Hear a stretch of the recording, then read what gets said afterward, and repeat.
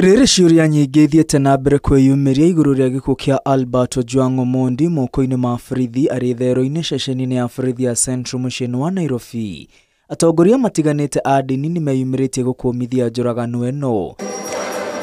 Kanitha-ini wa Holy Family Basilica muciĩ wa Nairobi, family ya Albert ni ririkanitwo mahoya-ini hĩndĩ ya mitha ya mũthĩ wa Kiumia. In a special way, we join other Kenyans this Sunday to pray for the repose of soul of Albert Omondi Ojwang, that the good Lord may rest him in eternal peace. Eternal peace grant to him, O Lord.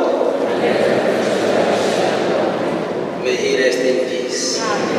Makanitha matiganite ni mahaririria mahoya ma kuririkana Ojwang rĩrĩa atongoria a ndini mendekithĩtie arĩa othe magwetetwo njoragano-inĩ no meyeherie iturwa-inĩ ciao na mahingũrĩrwo thitango igoti-inĩ. To the Independent Policing Oversight Authority, that is IPOA, we urge you to expedite investigations into the death of Albert Ojwang as well as other unclear deaths of young people in the nation, and ensure that all the officers found culpable are held accountable under the law. Oho atongoria a kiama kia ODM agĩtongorio nĩ mũikarĩri gĩtĩ wa kiama kĩu Gladys Wanga marenda President William Ruto ahingie kĩĩranĩro gĩake gĩa kũnina njoragano bũrũri-inĩ. We want justice expedited.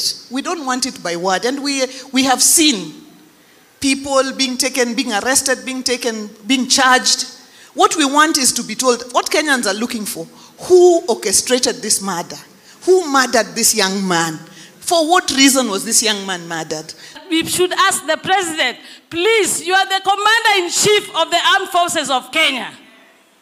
Please, ask your people and your security team to make sure that we get to the bottom of the killings that are happening in Kenya.